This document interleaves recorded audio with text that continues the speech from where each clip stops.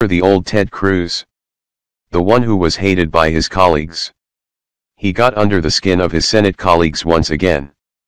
On January 24, when Cruz spoke on the Senate floor addressing the longest government shutdown in history, he got under the skin of the usually mild-mannered Senator, Michael Bennet, who exploded over Cruz's crocodile tears about the shutdown.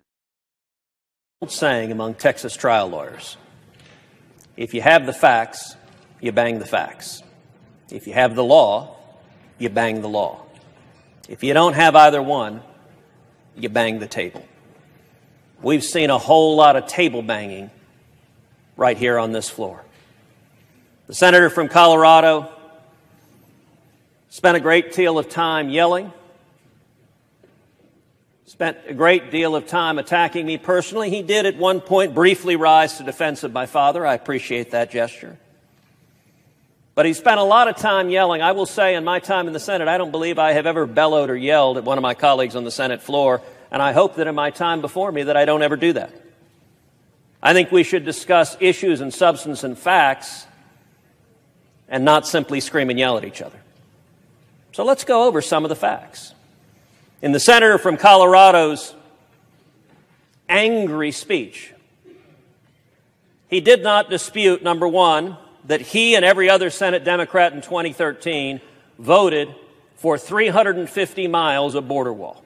That's a fact. He has voted for 350 miles of border wall, as did every other Democrat in this chamber at that time. Number two, he did not dispute that in December of last year, the then Republican House of Representatives voted to fund the government, to fund the entirety of the government, and to secure the border. And the senator from Colorado, and I believe every other Democrat, filibustered that bill and caused the shutdown. Madam President, I voted to take up that bill. You voted to take up that bill. Had we taken up the bill, had we simply passed the bill the House of Representatives had passed, funding the government and securing the border, the government would never have shut down. And so it takes some degree of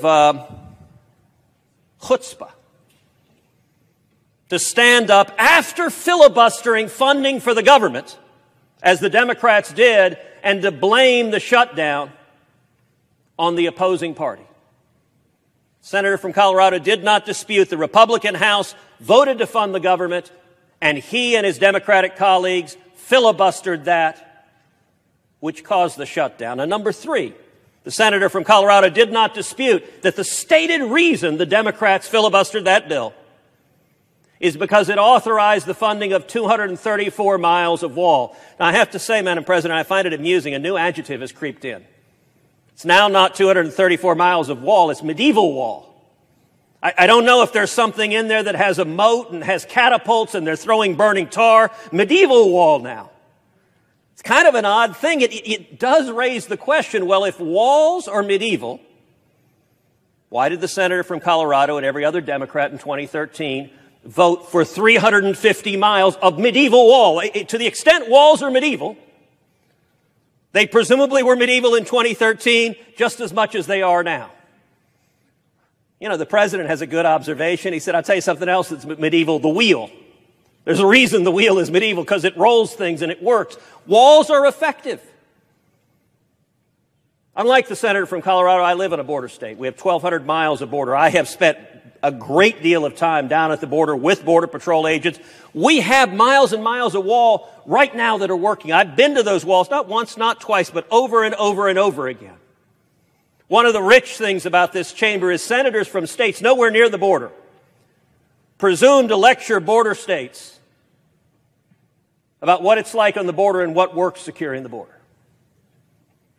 Walls are effective, and I'll tell you, every single Border Patrol agent I've asked that. Cruz has tried to distance himself from his role as the face of the 2013 shutdown.